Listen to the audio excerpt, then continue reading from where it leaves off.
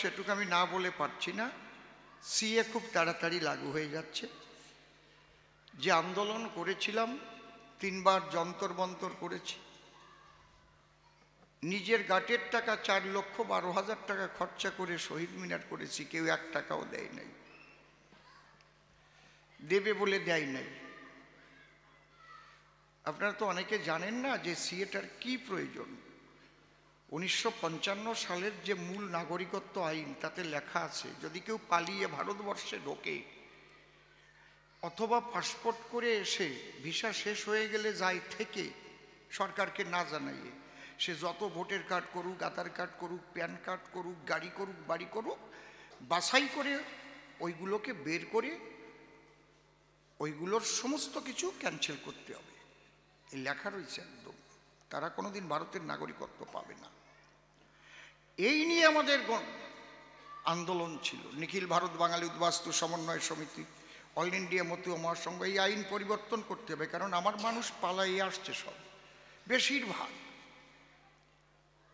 কারণ যখন যখন এক একটা জায়গা রাইট হয়েছে, ওখান থেকে টোপলা টুপলি বেঁধে দালাল ধরিয়ে কেউ লুকোয় লুকোয় এসে গেছে। তারা সব করেছে এখানে এসে। এগুলো সব বাতিল হয়ে গেলে তারা যাবে কোথায়? এই জন্যে তাদের নাগরিকত্ব দেওয়ার জন্য, যাতে তাদের ভোটের কার্ড আর বাতিল না হয়।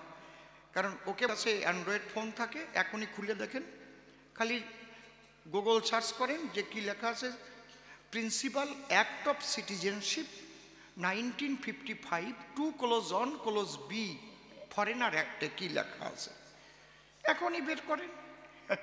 যদি মিথ্যা কথা কই, আসতে জিপটে কাটিয়ে দেবেন, আমি কিচ্ছু খাবো না।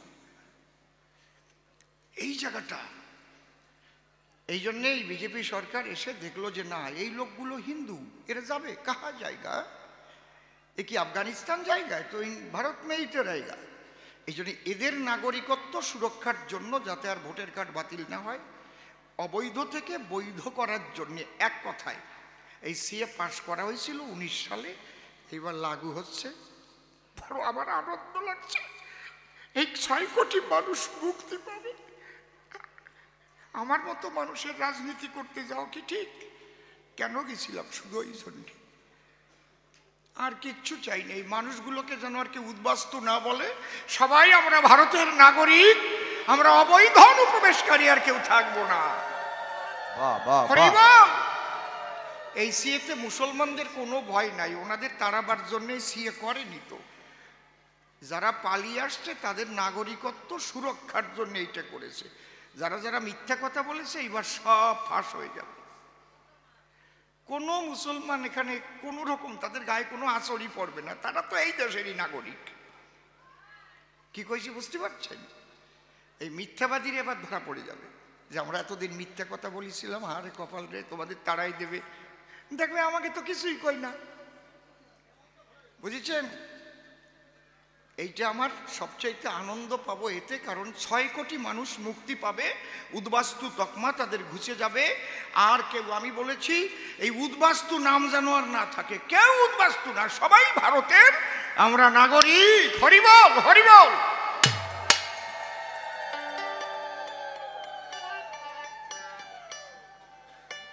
এই আনন্দের কথাটা কালকে আমাদের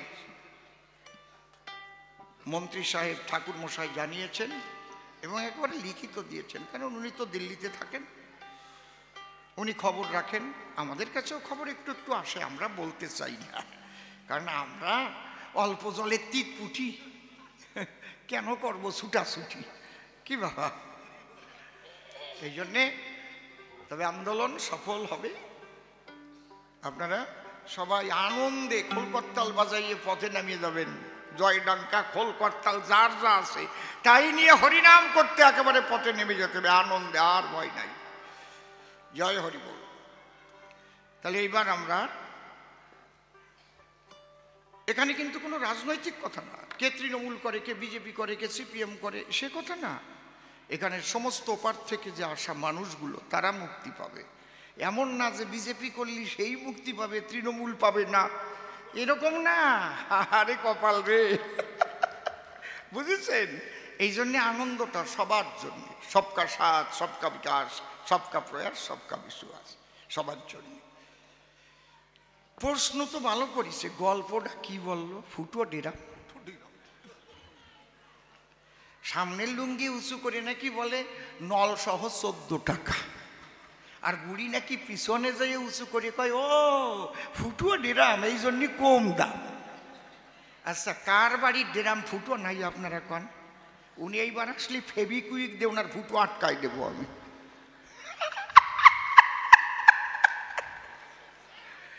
আমার না এইসব বাজে কথা ভাল লাগে না, আমার লজ্জা করে কেমন, সত্যি ভাই। আপনাকে ফুলি একটা ছেলে ছিল, ভালো হারমোনিয়াম বাজাতো, জানেন? একেবারে বাস স্ট্যান্ডে বাড়ি। কি নাম কন্ত তার? সঞ্জয়। সে হারাই গেছে নাকি? এই হারমোনিয়ামটা তার বানানো। অত ভালো হারমোনিয়াম মেকার আমার চোখে পড়ে নাই। ওর ঘরে একবার ইঁদুর লাগছিল, মানে সব হারমোনিয়ামের বোলো টোলো কাটিয়ে শেষ করে দিচ্ছে। ও আমার শিষ্য ছেলে ছিল, আমার কাছেই দীক্ষা নেওয়া।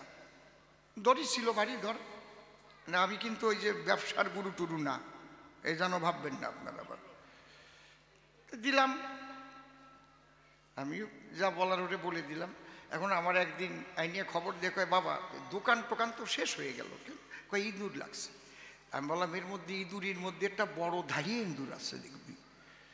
কায়দা করে ওই যে বাদাইয়ে ওর গুজ্জিদার ফেবিকুইক দিয়ে আটকায় ছাড়িয়ে দেখালি, দেখ কি হয়। মাইজি একদম টাটকা কথা, এটাই ফুলিয়ার ঘটনা, বাস স্ট্যান্ডের ঘটনা। ওর বউ মনে এখনো আছে, জিজ্ঞেস করবেন ওর বউর কাছে। ও কায়দা করে ইন্দুর মারা কল দিয়ে, ইন্দুর ধরা কল যেটা মরে না, এমনি ভিতরে পড়ে, ধরে ফেবিকুইক দিয়ে আরো দুডিয়ে দিয়েছে মুঠে, জম্বের আটকাইয়ে ছাড়িয়ে দিয়েছে। 7-8 দিন যখন পায়খানা করতে পারে নাই, ওটা পাগল হয়ে সব ইন্দুর কামড়াইয়ে কামড়াই মারিয়ে ফেলিছে। ওইটাই ইন্দুর আর নাই, একটাই কামড়ায় মারিয়ে ও একদিন শীত হয়ে মরে পড়ে রয়েছে। ওনারে যদি আজকে আমি ওই জায়গায় ফেবিকুইক লাগাই দেই, ওনার ওই ফুটো ডেরামে আর ফিরে যেতে পারবে ওনার গ্রামে? কি কথা কন না কেন? পারবে? গুরুর কাছে কেউ ফুটো ডেরামের গল্প দেয়? আরে ফুটো ডেরাম দিয়ে যাতে জল না পড়ে তার জন্য মানুষ আসে গুরুর দ্বারে, ওইটাকে রক্ষা করার তরে। গৌর হরিবল নাকি? আর ফুটো ডেরামের গল্প দেয় আমার দ্বারে। তো বাবা তুমি ভালো প্রশ্ন করেছো দান। আমি প্রথমে ধরি একখানা ধুয়ো গান, ওর মধ্যে দেব কিছু সমাধান। আমারে খারাপ ভাবলেন না তো আপনারা? আমার খারাপ ভাবতেছ নাকি? মাঝে মাঝে একটু রস দেব তো নাকি? রস দেব।